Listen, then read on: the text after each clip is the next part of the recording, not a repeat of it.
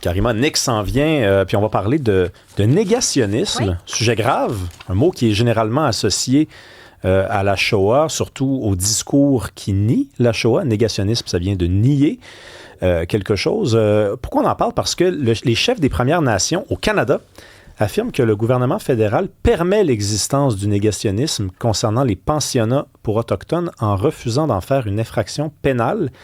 La petite histoire courte, il y a eu la découverte d'irrégularités dans le sol grâce à un géoradar il y a quelques années à Kamloops, en Colombie-Britannique, tout près d'un un ancien pensionnat pour enfants autochtones. J'ai bien dit des irrégularités parce qu'à l'époque, ça avait été présenté comme des sépultures, comme des cadavres. On avait dit, regardez, il y a 215 cadavres qui baignent sous terre comme ça. Ils n'ont pas encore été déterrés, mais c'est ça. Et avec les années, il n'y a pas eu de fouilles. Là, il y a des gens qui ont commencé, et j'en fais partie, à se dire, ben là, s'il n'y a pas eu de fouilles, est-ce qu'on peut encore dire que c'était forcément ça? Et encore à ce jour, en tout cas à Kamloops, aucune découverte d'aucun corps. Et il y a certains médias qui s'entêtent à dire qu'il s'agit de corps. Et de poser ces questions-là, ça serait du négationnisme. Moi, je ne achète pas ça pantoute, là. Oui, donc tu poses une vraie bonne question parce qu'il y a cette pression-là et il y avait cette assemblée donc des Premières Nations cette semaine et on veut aller plus loin. Donc, on se dit maintenant... les chefs donc, des Premières Nations qui demandent au gouvernement fédéral de criminaliser le négationnisme entourant les pensionnats autochtones. Mais tu l'as dit, c'est que quelle sera la définition aussi? Moi, je te ramène en fait à Kimberly Murray. C'est l'ancienne interlocutrice spéciale du Canada pour les enfants disparus et les tombes des sépultures anonymes en lien avec les pensionnats. Puis juste parenthèse, là, il n'y a personne qui nie qu'il y a eu des pensionnats autochtones, qu'il y a eu des abus sexuels, il y a eu des sévices sexuels, il y a eu des choses absolument atroces.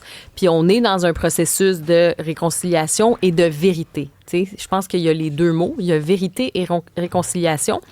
Et ça faut justement cette vérité-là, il faut qu'on ait ces éléments-là. Et là-dessus, ben, en fait, sur les preuves. Et donc, je ramène à Kimberly Murray.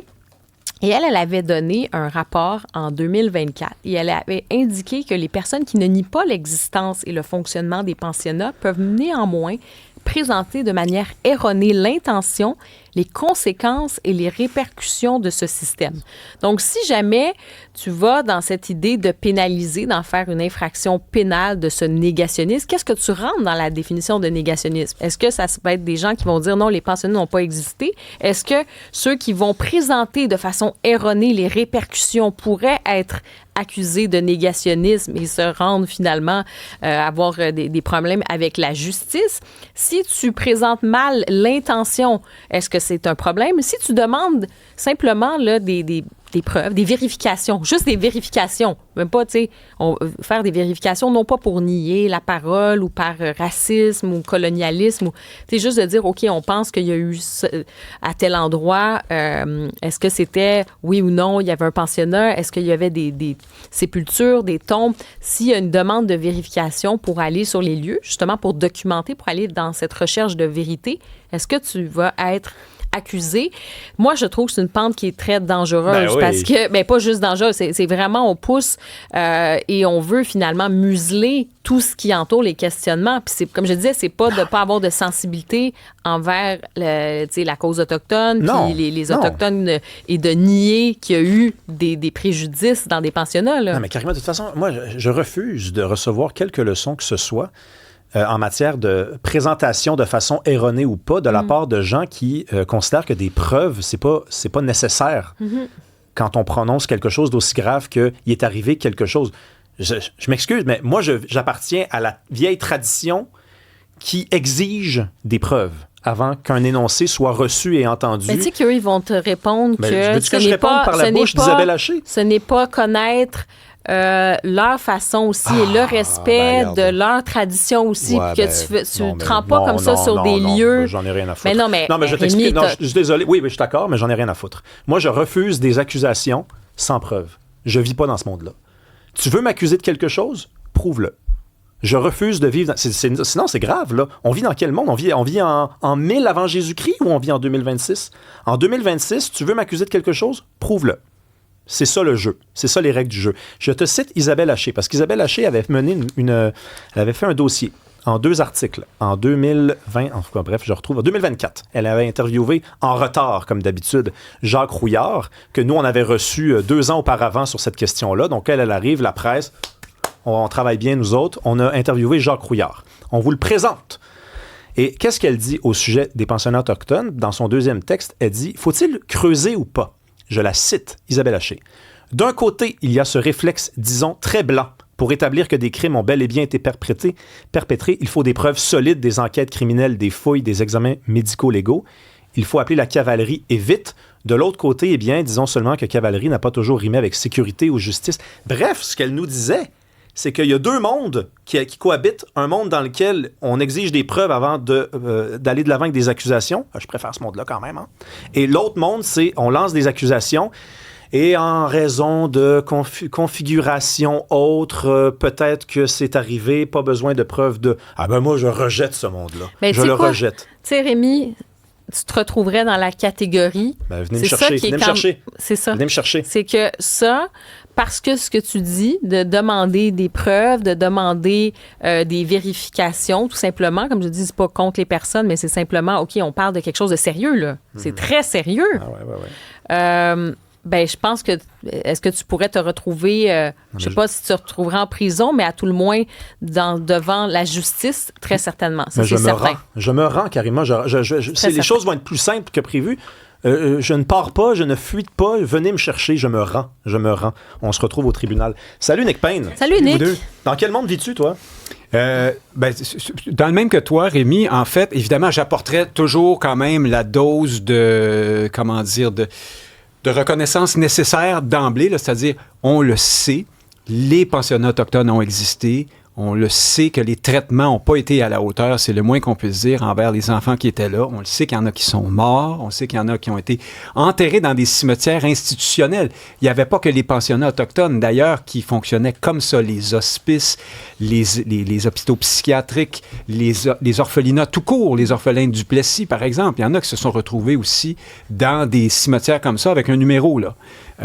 Alors, ça, il faut reconnaître ça et j'ai pas l'impression qu'il y a au Québec un mouvement là, de négation ou au Canada de la réalité des pensionnats autochtones, la réalité pas belle, faut-il le rappeler. Fait que ça, c'est important de le dire, mais la notion de négationnisme, elle est arrivée avec tout le dossier des fameuses sépultures.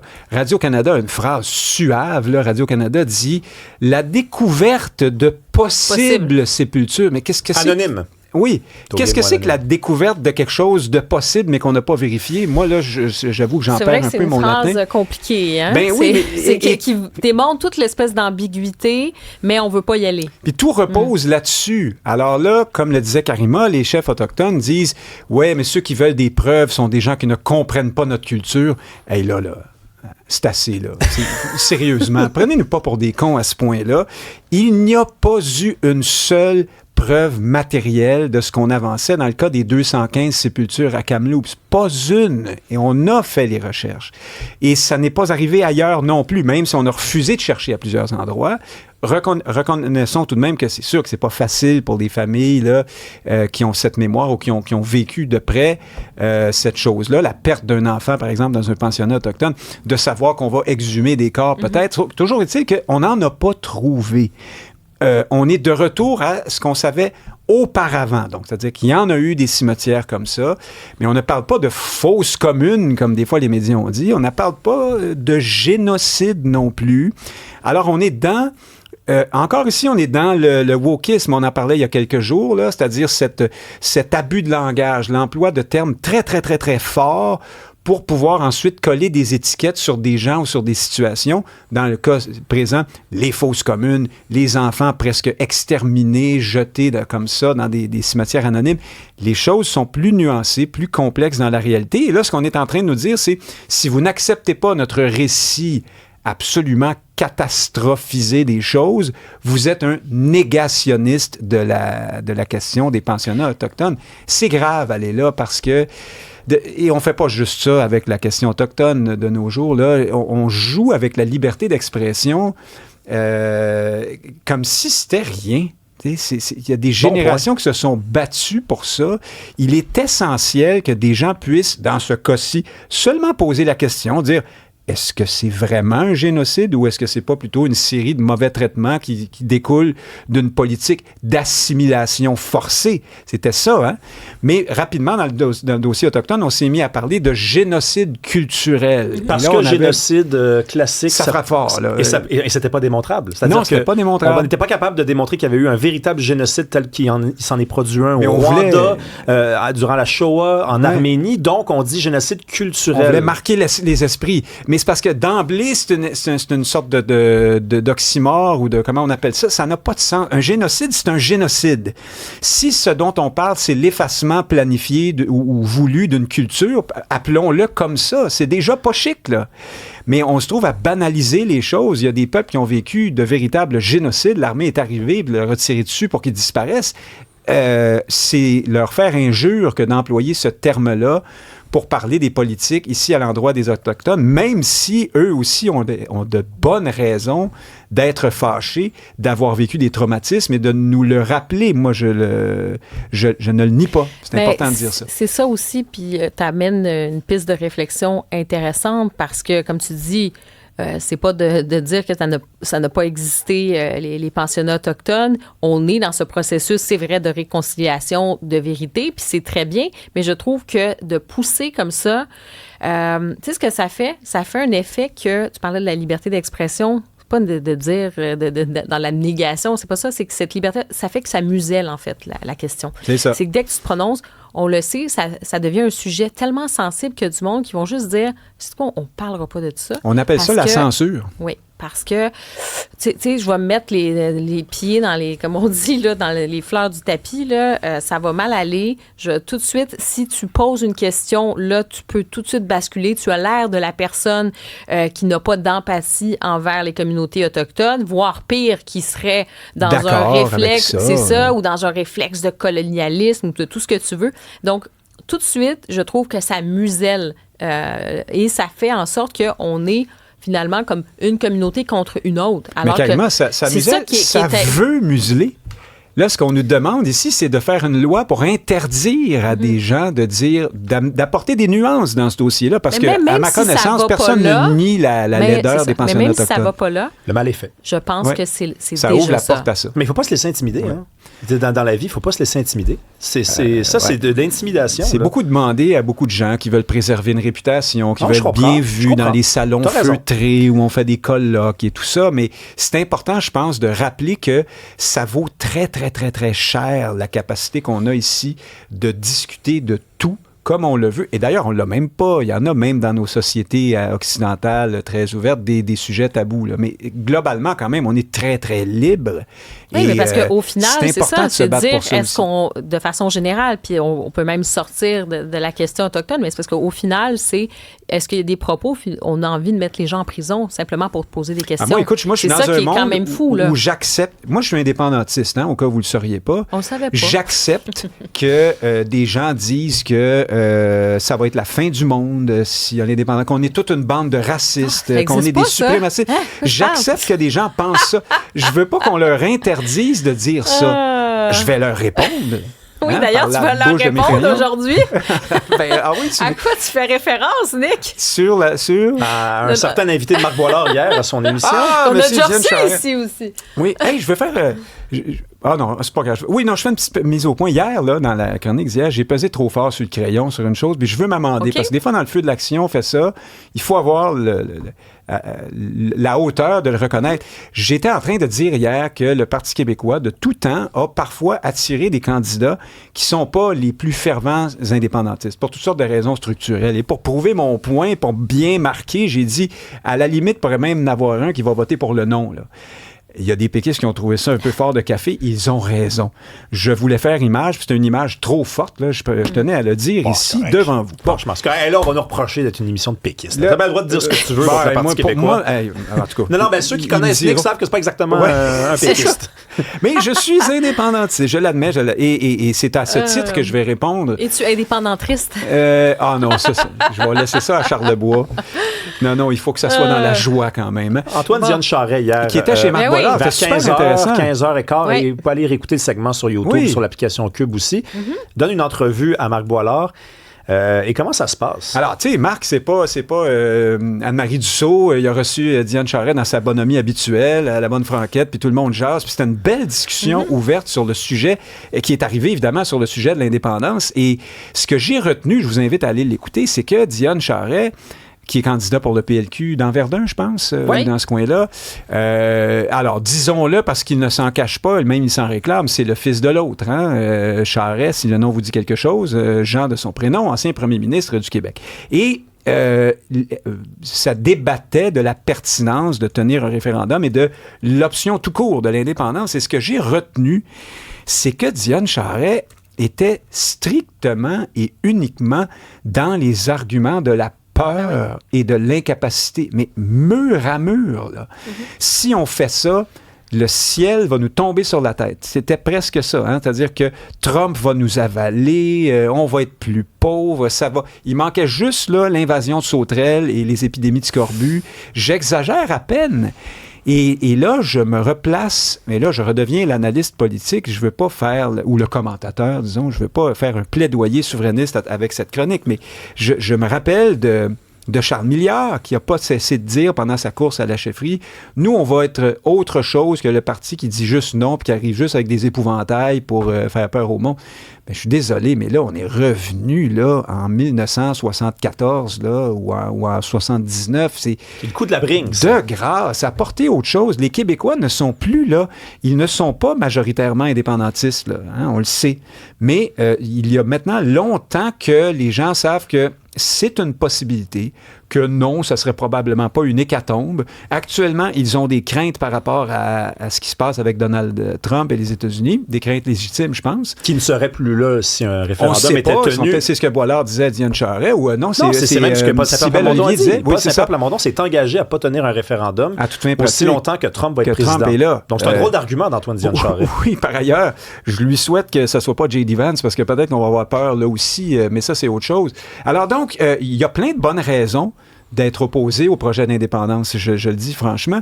Mais là, arrêtez avec vous aurez plus de pension puis on n'aura plus d'orange. Là, je pensais qu'on était rendu ailleurs. Et franchement, Diane Charest, pour la jeunesse fédéraliste, ma foi, normalement, on impute aux jeunes mais la quand fraîcheur. Tu as une recette qui marche, tu pèses sur le piton. Ah là là, je pense que tu as tout dit, Karima. Quand ton pudding est bon, là, pourquoi tu referais une autre recette de pudding? Il fonctionne. C'est un pudding... C'est réconfortant, ça fonctionne, c'est efficace, ça marche. Quand ton pudding à l'arsenic obtient de bons résultats. En fait, on devrait peut-être un petit peu plus les mettre au défi sur des enjeux. Tu sais, vraiment là. Tu sais, si, mettons, on dit, OK, c'est dangereux, puis parce qu'il a dit, tenir un référendum aujourd'hui au Québec, à mes yeux, c'est irresponsable et c'est dangereux. Il dit que c'est irresponsable, ça crée une période d'instabilité profonde, économique, politique, sociale, puis il parle du rapport de force avec Donald Trump. Il dit, ça serait quoi comme rapport de force?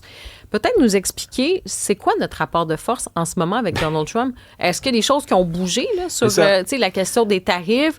Demain matin, là, puis, Donald Trump, il est beaucoup dans le bluff, puis oui, il joue des rapports de force, il le fait avec tous les pays. Je trouve que c'est ça, cette menace-là, pratiquement, que l'armée américaine là, débarquerait avec des chars. Excuse-moi, même l'armée canadienne, là, je veux dire, ça t'offrait pas 3 jours. Là. Si on veut aller là, on peut jouer Trump d'une autre façon aussi. Je veux dire, pourquoi les Québécois n'iraient pas s'asseoir avec lui pour le mettre de leur côté face au Canada, parce que Trump, ce jour-là, ça lui tenterait de faire de la peine. Tout est possible. Mais est-ce qu'on n'a pas aussi... Peut-être qu'il touche un point, sans dire c'est dangereux. Tout ça, est-ce qu'il ne touche pas sur un petit piton aussi québécois en nous, où il y a quand même peut-être ce côté-là un peu craintif? Ah, mais je viens de le dire. Mais attendez, on a l'extrait. On le fait jouer parce que là, on est en théorie. Oui. Là. Tenir un référendum aujourd'hui au Québec, là, à mes yeux à moi, c'est irresponsable et c'est dangereux. Irresponsable parce que ça crée une période d'instabilité profonde, économique, politique et sociale. Dangereux parce que on aurait quoi comme rapport de force par rapport à Donald Trump et les États-Unis? Donald Trump qui accorde pas beaucoup d'importance ou de respect à la... Il fronce les yeux en plus. Il a l'air... c'est grave. C'est grave, les petits yeux comme ça. Là. C'est grave.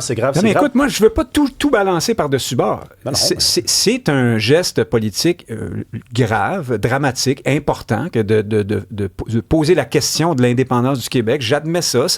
Il y aurait une période, au minimum, d'effervescence politique très forte. Ce serait peut-être aussi un débat absolument extraordinaire. Là. Ça fait longtemps qu'on a vécu vécu quelque chose de fondamental comme ça.